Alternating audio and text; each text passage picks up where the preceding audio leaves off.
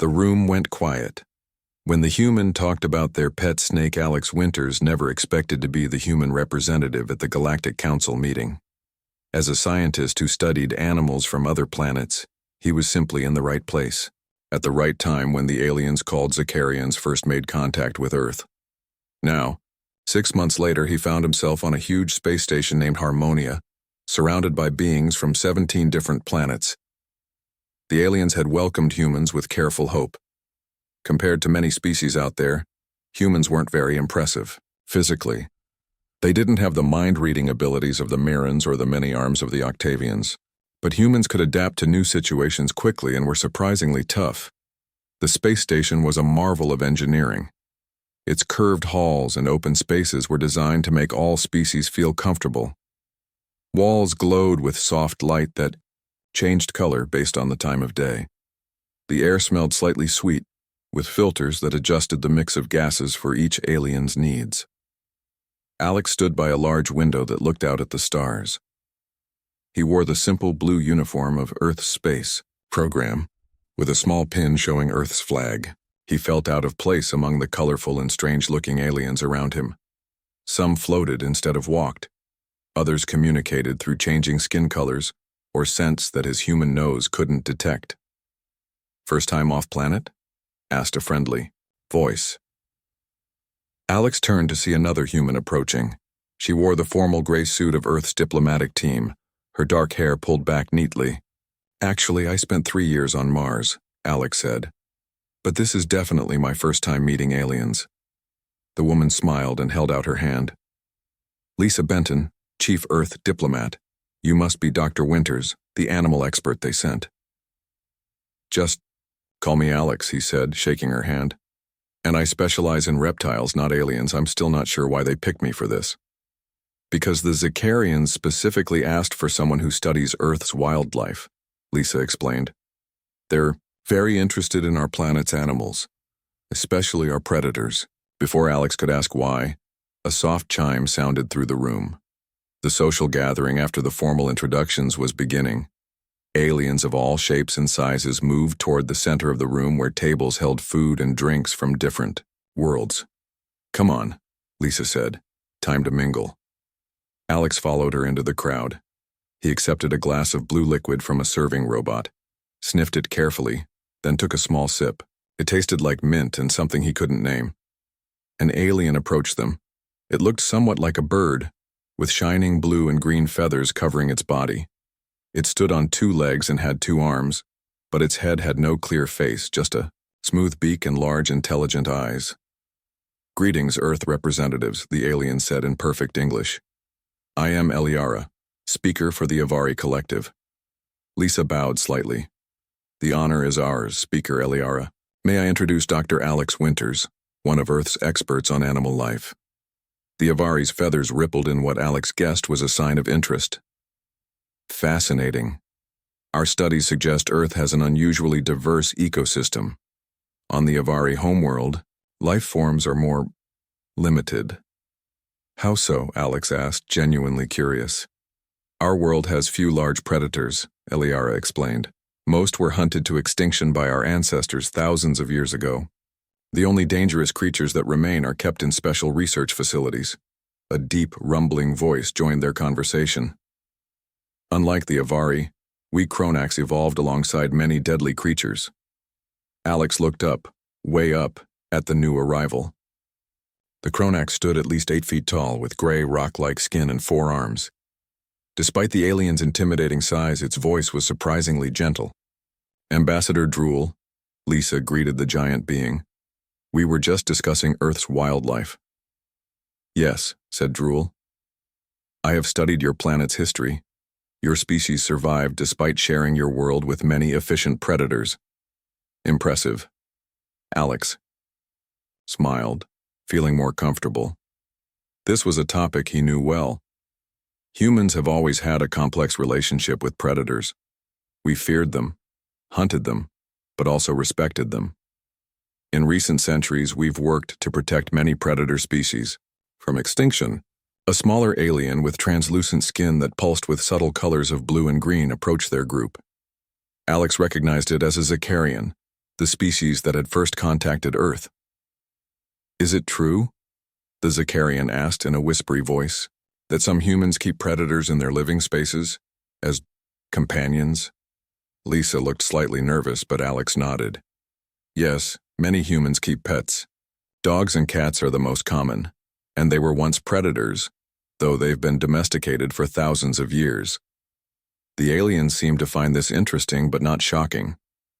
The conversation continued, with each species describing the wildlife of their home planets. Alex found himself relaxing and enjoying the exchange of knowledge. Then Eliara, the feathered Avari, asked him directly, "Do you have any animal companions, Dr. Winters?" "I do," Alex said with a smile. "I have a ball python named Daisy. I've had her for 15 years. The room suddenly went silent. Conversation stopped mid-sentence. The Avari's feathers flattened against her body. The imposing Kronax ambassador took 2 steps back. Even the normally calm Zakarian's translucent skin flashed with pulses of bright red. Alex looked around, confused by the reaction. Had his translator device malfunctioned? Had he accidentally said something offensive? "You keep a serpent as a companion?" asked the Zakarian ambassador, his voice now trembling slightly. "Yes," Alex said slowly, uncertain. "She's very gentle. Would you like to see a picture?" The Zakarian made a sound like a strangled gasp. The Kronax raised all 4 hands in what was clearly a defensive gesture. Around the room, other aliens were backing away from Alex. "Is something wrong?" he asked, looking to Lisa for help. The human diplomat looked as confused as he felt. She touched the small device on her wrist, likely calling for information from her team. The Avari speaker, Eliara, was the first to recover. Her feathers were still flat against her body, but she managed to speak. "In our history, serpents were the destroyers," finished the Kronax ambassador in a deep, solemn voice. "The devourers of worlds, the ancient enemy." Alex blinked in surprise.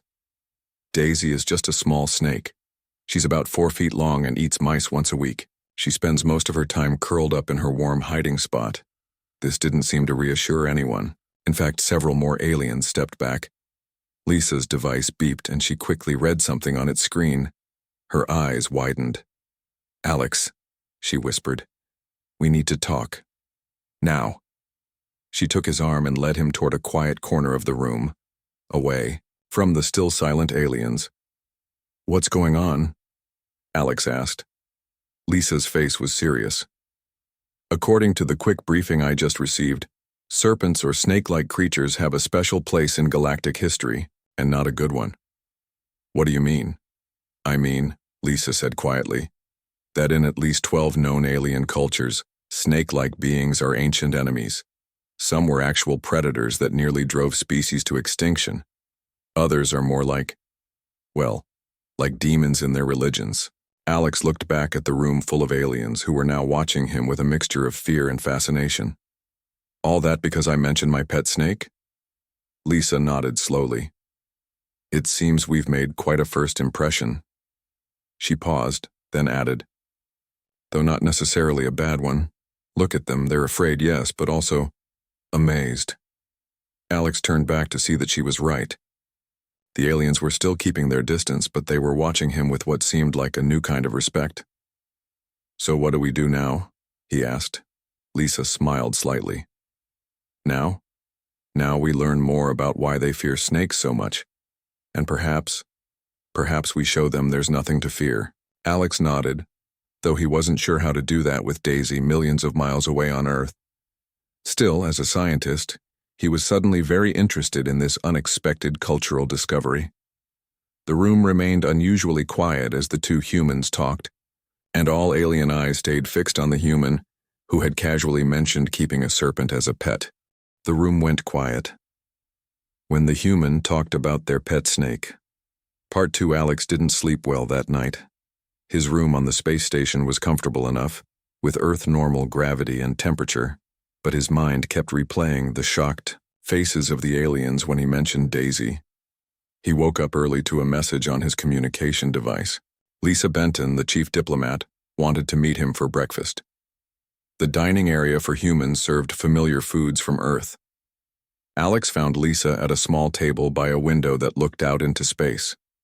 She wore the same formal gray suit as yesterday, but her face looked tired. "Rough night?" Alex asked as he sat down with his tray of eggs and toast. Lisa nodded. "I've been in emergency meetings with my team since the incident. You've caused quite a stir, Alex." "I still don't understand why," Alex said. "It's just a pet snake." Lisa pushed a datapad toward him. "Read this. It's a brief history of serpents in galactic cultures." Alex picked up the pad and began to read. His eyes widened as he scrolled through the information. According to the report, snake-like creatures had played significant roles in the histories of many alien species, and those roles were almost always as terrifying predators or enemies. The Zakarian homeworld was once ruled by giant serpents that hunted their ancestors in the swamps, Lisa explained as Alex read. For millions of years, the early Zakarians couldn't develop technology or civilization because they were constantly hiding from these predators. Alex looked up from the pad. "But they must have overcome them eventually." "Yes, but only after developing their first weapons. The final battles against the serpents are their most important historical events. Every Zakarian child learns about the Great Serpent War in school." "And the Avery?" Alex asked, remembering the bird-like alien whose feathers had flattened in fear. "Even worse," Lisa said. "They evolved on a planet where flying serpents ruled the skies. Their mythology is full of stories about serpent demons that would snatch Avari from their nests." Alex set down the datapad, feeling uncomfortable. "And the Kronax?" "Their religious texts describe world-destroying snake deities that swallow stars. In their belief system, the end of the universe will come when a cosmic serpent devours everything." Alex pushed his breakfast away, no longer hungry. "So by telling them I keep a snake as a pet, you might as well have told medieval peasants that you keep a friendly pet demon." Lisa finished for him. "Though that's not even the most interesting part." "What could be more interesting than that?" Lisa smiled slightly. "The effect it's had on humanity's reputation. The official diplomatic note from the Kronax delegation describes humans as the fearless ones who domesticate death." Alex blinked in surprise. "That's dramatic. Apparently, we're now seen as either extremely brave or slightly insane." "Possibly both.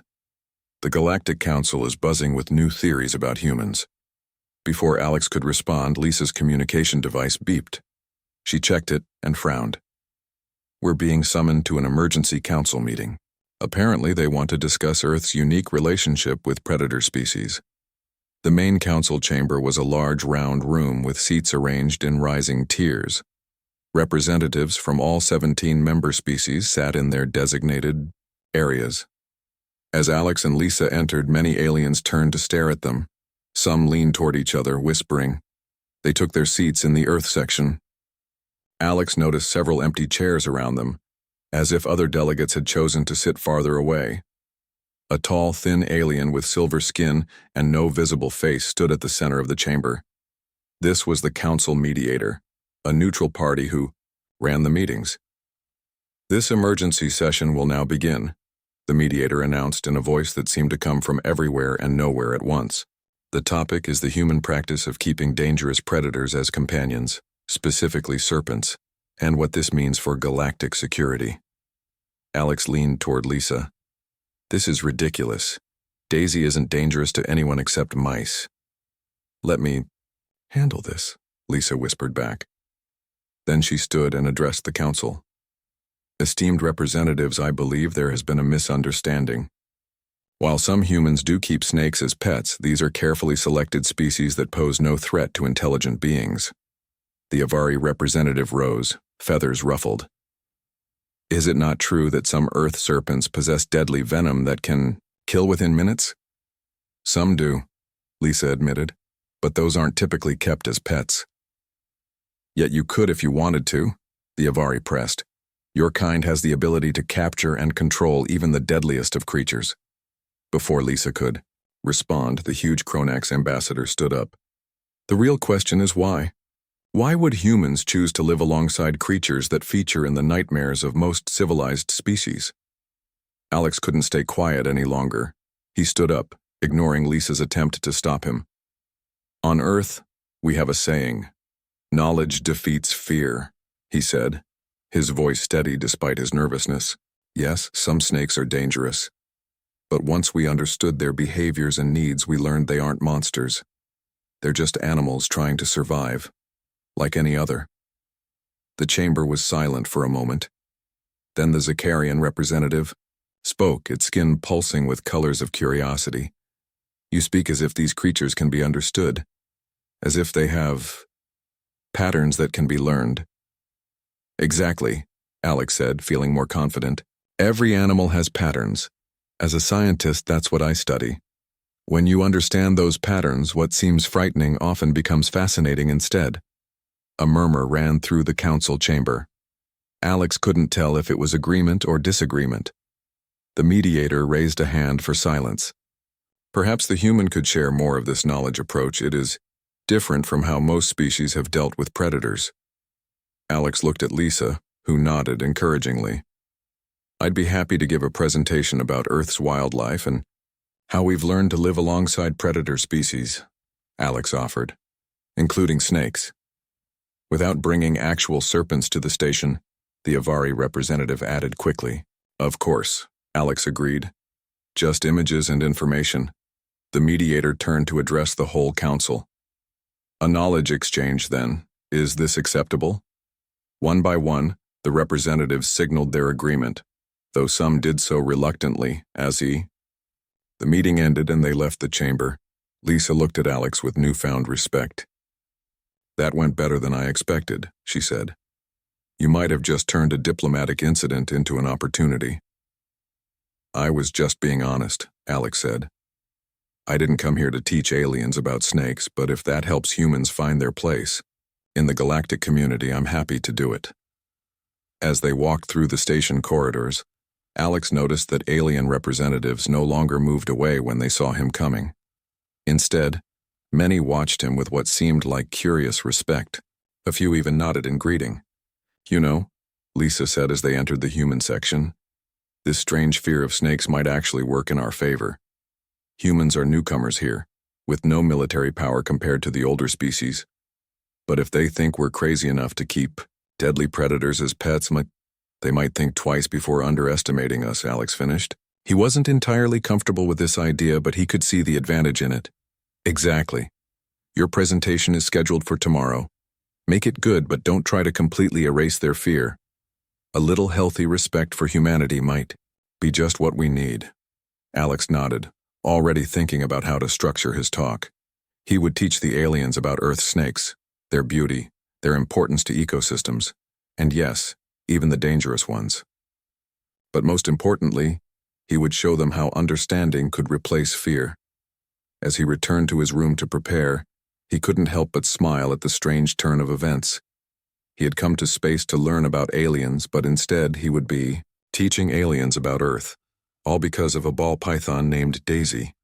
The room went quiet. When the human talked about their pet snake, Part 3 Alex stood at the front of the presentation hall, facing an audience of alien representatives. The room was packed. Apparently, word had spread about the human who kept a deadly serpent as a pet, and everyone wanted to learn more.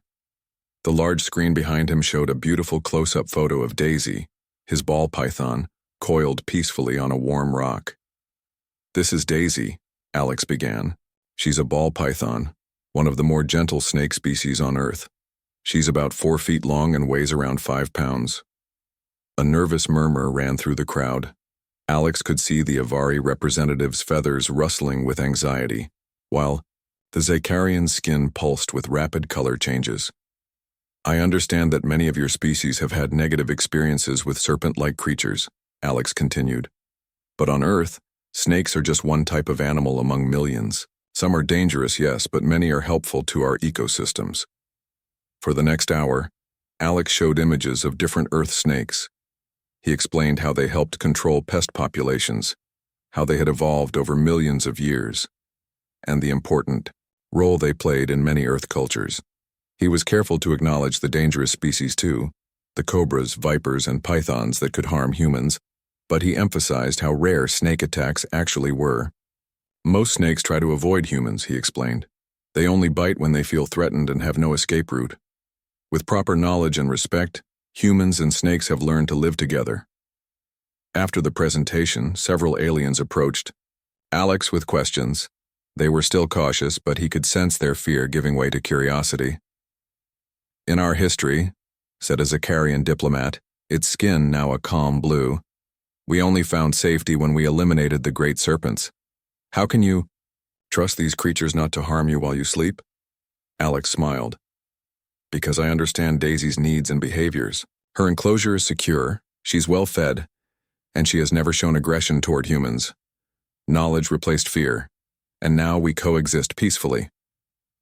As the days passed, Alex found himself becoming an unofficial ambassador for Earth. Aliens who had previously avoided humans now sought him out, asking questions not just about snakes but about all of Earth's wildlife. He showed them pictures of eagles soaring through the sky, lions hunting on the savanna, and great white sharks swimming in the ocean. "Your world seems so dangerous," commented an Avari scientist after seeing these images. "How did humans survive? Long enough to develop technology?" "We adapted," Alex explained. "We learned to use tools, to work together, to understand the patterns of predators so we could avoid or defend against them. And now you keep these predators as companions," the Avari said, still sounding amazed. "Do all humans do this?" "Not all," Alex admitted, "but many do. Dogs were once wild wolves before we domesticated them. Cats were solitary hunters. Even some birds of prey are kept by humans." This information spread through the station, adding to humanity's growing reputation as a species that could tame the untamable. One evening, 2 weeks after the snake incident, Lisa found Alex in the station's garden area, a space designed to remind visitors of their homeworlds. The Earth section had green plants, flowing water, and artificial sunlight that mimicked Earth's sun. "Your presentation was a hit," Lisa said, sitting beside him on a bench. "The council members are still talking about it." "I was just explaining. Basic biology," Alex replied modestly. "It was more than that," Lisa said. "You showed them that humans have a different approach to dealing with fear. Where many species in the galaxy chose elimination or avoidance when faced with dangerous creatures, humans chose understanding and coexistence." Alex hadn't thought of it that way. "I suppose that is a uniquely human trait. We're curious sometimes, to a fault." "It's working in our favor," Lisa said, checking her communication device. 3 trade agreements that were stalled have suddenly been approved, and we've been invited to participate in the Galactic Defense Council despite being newcomers. "All because I mentioned having a pet snake?" Alex asked, finding it hard to believe. "Partly," Lisa admitted, "but it's more than that. Your presentations helped them see humans in a new light. We're not just another spacefaring species, we're the species that makes peace with predators." Their conversation was interrupted by an urgent message on Lisa's device. Her face grew serious as she read it. "What's wrong?" Alex asked. "We need to go to the command center," Lisa said, standing quickly. "There's been an attack." The command center was a large room filled with screens and control panels. Representatives from several species worked at different stations, monitoring space traffic and communications. The room was tense with activity when Alex and Lisa arrived. The station's commander, a tall Kronax with battle scars on 2 of his forearms, greeted them grimly. "Good, you're here. We have a situation that may concern Earth." He led them to a main view screen that showed a star map. A flashing red dot moved across the map, approaching the solar system where Earth was located. "What is that?" Alex asked. "Pirates," the commander growled. "The Drekken Collective. They prey on trade routes and attack ships from species they consider weak or vulnerable. They've just raided an outpost near Jupiter's orbit." Lisa looked alarmed. "An Earth outpost, were there casualties?" "No casualties," the commander said. "And that's the strange part. The Drekken are known for their brutality. They typically leave no survivors. But this time, they retreated after only minor damage to the outpost." "Why would they do that?" Alex wondered. A communications officer approached a small alien with 6 arms and large eyes. Sir, we've intercepted a transmission between Drekken ships. You should hear this. The officer pressed a button, and a rough, growling voice filled the command center. Abort the raid.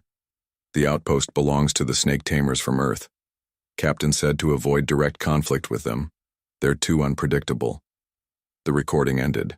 The commander looked at the 2 humans with newfound respect. It seems your reputation precedes you, he said. The Drekken Collective fears very few species in the galaxy, but they appear to fear humans. Lisa exchanged a look with Alex. What had started as a simple misunderstanding about a pet snake had somehow given humanity a fearsome reputation among space pirates. Should we correct their misunderstanding? Alex asked quietly. Lisa shook her head slightly. Perhaps not just yet. A feared species doesn't get attacked, and it gives us time to establish ourselves in the galactic community. Alex nodded, though. The situation felt strange to him. He was a scientist, not a warrior. He had never intended to make humanity seem frightening. But if it kept Earth safe while they found their place among the stars, perhaps it wasn't such a bad thing. Commander, Lisa said formally, Earth appreciates your concern. Please keep us informed of any further Drekken activity near our territory. As they left the command center, Alex couldn't help but smile at the irony. Daisy, his gentle ball python, who spent most of her time hiding in her warm box, had somehow become the symbol of humanity's strength in space. What happens when they find out most humans don't keep snakes as pets? Alex asked. Lisa smiled. By then, hopefully they'll know us well enough to respect us for who we really are, not just for our unusual pets, but for now let them think what they want to think. The room went quiet when the human talked about their pet snake. Part 4. 6 months passed since Alex first mentioned his pet snake at the diplomatic gathering. Earth had established itself as a minor but respected member of the Galactic Council. Trade routes were open, and human ships traveled safely through space, protected partly by their strange reputation as the species that tames deadly creatures. Alex had extended his stay on the Harmonia station, working as a cultural liaison between humans and aliens. He enjoyed the role more than he had expected. Each day brought new questions about Earth and its wildlife, giving him a chance to share his knowledge and build bridges between species. One morning, Alex was having breakfast with Lisa in the dining area when her communication device beeped with an urgent message. Her face grew serious as she read it. What's wrong? Alex asked. Major trouble, Lisa said quietly. A new species has appeared at the edge of Council space. They've attacked 3 planets already. Pirates? Like the Drekken? Lisa shook her head. Much worse, they call themselves the Office. From the reports, they appear to be... She hesitated. What? Alex pressed. Serpentine, Lisa finished. Their ships are organic and resemble giant snakes, and their attacks have been devastating. Alex set down his coffee cup. That's not good. No, it isn't, Lisa agreed. The council is calling an emergency meeting in 1 hour. All representatives must attend. The council chamber was packed when they arrived. The air hummed with nervous energy as representatives from all 17 species took their seats. The mediator stood at the center, its silver skin reflecting the light from above. This emergency session will now begin, the mediator announced. 3 council worlds have been attacked by a previously unknown species called the Office. Defensive measures have failed. We must decide on a response. Images appeared on the large screens around the chamber. Alex saw massive organic ships shaped like coiled snakes, their surfaces covered in scales that seemed to ripple as they moved. The ships fired energy weapons from their open mouths, destroying everything in their path. The Kronax military commander spoke first. Our battle cruisers engaged the Office fleet near Proxima 5. Their weapons were ineffective. The Office ships have some kind of regenerative ability that repairs damage almost instantly. The Avari defense grid failed as well, added the Avari representative, her feathers completely flat against her body in a sign of extreme fear. The office ships simply absorbed the energy from our weapons. One by one, representatives reported failed attempts to communicate with or stop the office. As the reports continued, Alex noticed something strange. Many of the aliens kept glancing toward the human section where he and Lisa sat. They think we might know something about these snake ships, Lisa whispered, noticing the same looks. Because of our reputation with snakes. That's ridiculous, Alex whispered back. I study Earth reptiles, not alien ships. The mediator turned toward them. The human representatives have been unusually quiet. Perhaps they have insights to share? Their species has shown unique understanding of serpentine life forms. All eyes in the chamber turned to them. Lisa nudged Alex, indicating he should speak. Alex stood, feeling uncomfortable with the sudden attention. I appreciate the Council's confidence, but I must point out that the office appear to be nothing like Earth's snakes. I have no special knowledge that would help against them. The Zakarian ambassador's skin flashed with colors of frustration. Yet your species has demonstrated an ability to understand and even control serpents. Could this not apply to the office as well? Before Alex could respond, a communications officer rushed into the chamber. The small alien spoke urgently to the mediator, who then addressed the council. The office hive ship has entered the Harmonia system, the mediator announced, causing gasps and cries of alarm. They are broadcasting a message. It will play now. The screens changed to show the interior of an office ship. The walls appeared to be living tissue pulsing like a heartbeat. In the center stood a tall, snake-like being with humanoid arms and a hood similar to a cobra's around its head. Its scales were iridescent, shifting colors in the light. Greetings, Galactic Council, the being said, its voice surprisingly melodic. I am Sethis, High Coil of the Office Dominion. We claim this sector as our territory. Surrender your worlds or face extinction. The message was short and direct. When it ended, panic erupted in the council chamber. Representatives shouted over each other, some demanding immediate evacuation, others calling for a unified military response. The mediator struggled to restore order. Please, we must remain calm and consider our options. As the chaos continued, the communications officer returned with another message. The mediator listened, then held up his hands for silence. The office have sent a second communication, he announced when the noise had died down. They request to speak with the humans. Specifically, they ask for the serpent friends. A stunned silence fell over the chamber. All eyes turned to Alex and Lisa again. Why would they ask for us? Alex wondered aloud. Perhaps they've intercepted our communications and learned of your relationship with serpents, suggested the Kronax commander. Or perhaps serpentine species share some common traits across the galaxy. Lisa stood up. Whatever the reason, this could be an opportunity. If they're willing to talk to us, we might be able to negotiate. Murmurs of agreement and disagreement filled the chamber. The mediator called for a vote. After heated debate, the council agreed to allow the humans to meet with the office with proper safety precautions. 2 days later, Alex found himself on a small diplomatic vessel headed toward the office hive ship. Lisa sat beside him, along with a communication specialist and 2 security officers. Alex's heart pounded as their ship approached the massive organic vessel that resembled a coiled snake. Are you nervous? Lisa asked quietly.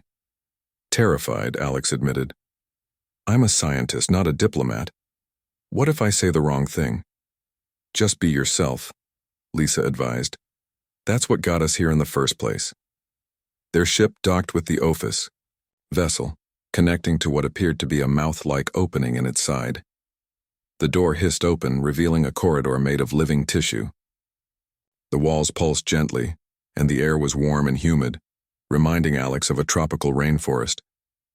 Sethis, the High Coil, waited for them in a large chamber.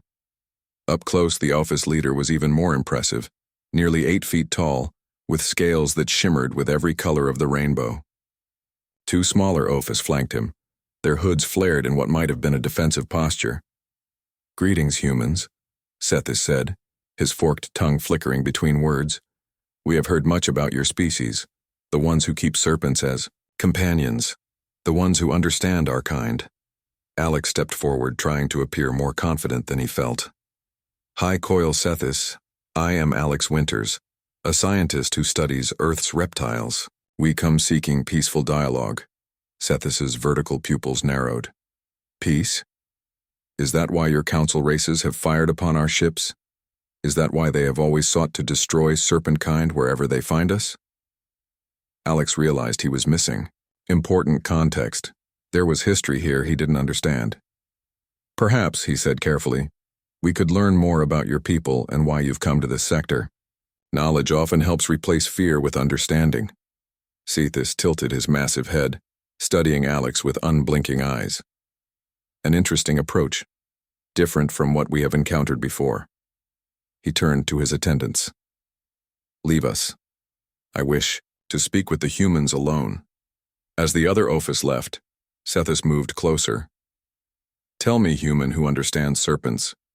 On your world, are your kind also hunted and feared without reason? And with that question, Alex began to see a new perspective on the conflict, one that might offer a path to peace if he could only find the right words. The room went quiet. When the human talked about their pet snake, Part 5, Alex carefully considered Sethis's question. The massive Ophis leader waited patiently, his iridescent scales shifting colors in the pulsing light of the organic chamber. On Earth, Alex finally said, snakes are often feared and killed without reason. Many humans see them as dangerous or evil, even though most species are harmless to us. It's taken centuries for some of us to move past that fear and recognize their importance to our world. Sethis's hood expanded slightly. And yet you keep one as a companion. I do, Alex confirmed, because I took the time to understand her. I learned her patterns, her needs, what frightens her, and what makes her feel safe. Knowledge replaced fear. Lisa stepped forward. Hi, Coil Sethis. May I ask why you've attacked the Council worlds? There must be a reason beyond simply claiming territory. Sethis turned his unblinking gaze to Lisa. We fled our home galaxy after a catastrophic event. For generations, we have searched for a new home. Each time we find suitable planets, we are met with weapons and fear. His hood flared fully now. The Council races see our form and immediately attack. We merely defend ourselves. So the attacks were defensive? Alex asked. Not invasions? We sent peaceful emissaries to 3 worlds, Sethis explained. All were destroyed before they could speak, so we responded with appropriate force. Alex and Lisa exchanged a look. This changed everything. There's been a terrible misunderstanding, Lisa said. Many species in the Council have histories where serpentine creatures were predators or enemies. They saw your ships and reacted with instinctive fear. Just as many humans react to snakes with instinctive fear, Alex added. But that fear can be overcome with understanding. Sethis moved closer, his great head lowering to their level. You truly believe this is possible? That the Council races could see us as something other than monsters? I do, Alex said firmly. Because I've seen it happen. When I first mentioned my pet snake, the other species were terrified. But after learning about Earth snakes, many of them began to see past their fear. It won't be easy, Lisa cautioned. There's deep-rooted fear to overcome. But if both sides are willing to try, Sethis was silent for a long moment, his vertical pupils widening and narrowing as he thought. Finally, he spoke. Perhaps it is time for a new approach. For too long, we have met fear with force. It has brought us only more conflict. He straightened to his full height. I will order all attacks to cease. We will withdraw to neutral space as a show of good faith. And we'll arrange a formal meeting with the Council, Lisa promised. A chance for both sides to speak without weapons. 2 days later, the main Council chamber was tense as representatives gathered for the historic meeting.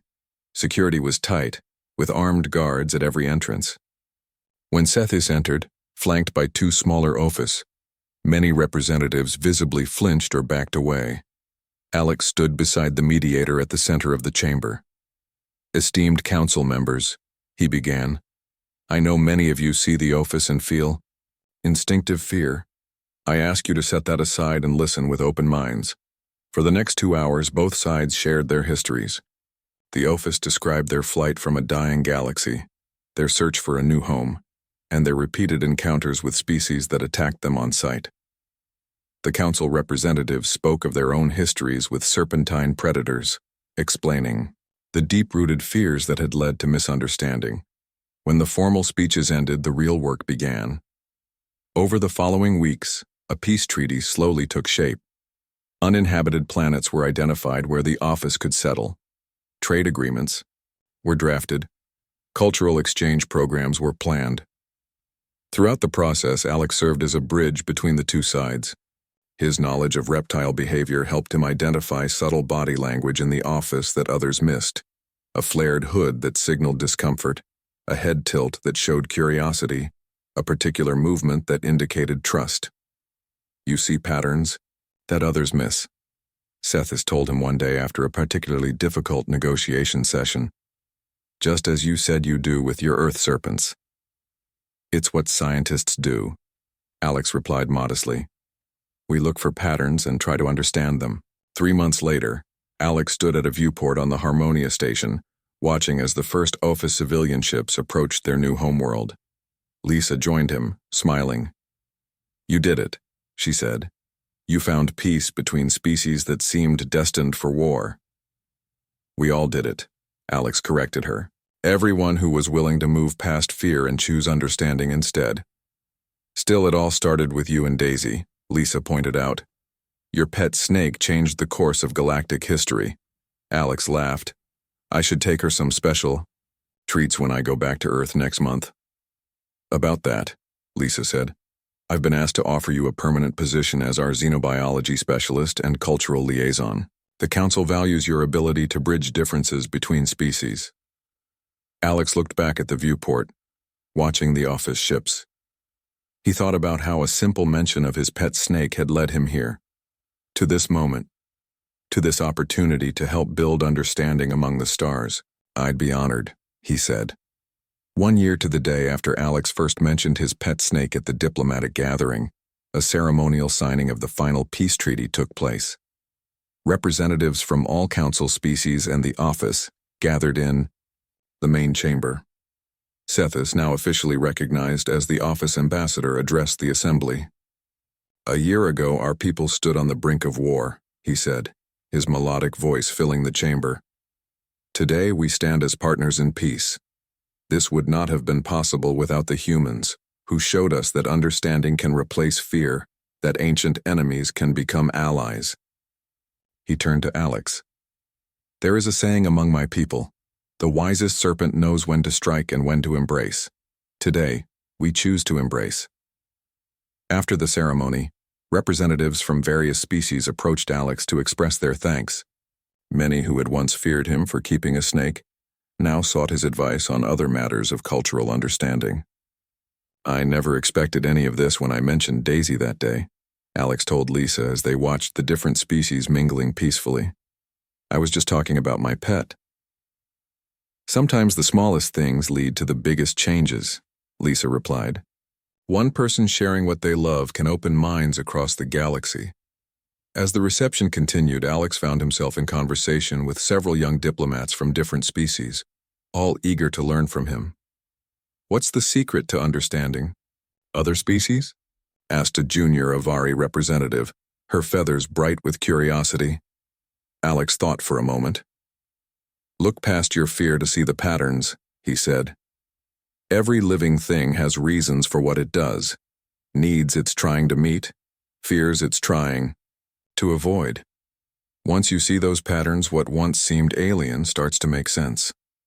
The room grew quiet as others gathered to listen, but this time the silence held no fear, only respect and a desire to learn. And Alex, once just a xenobiologist, who happened to keep a pet snake, continued sharing his simple wisdom among the stars.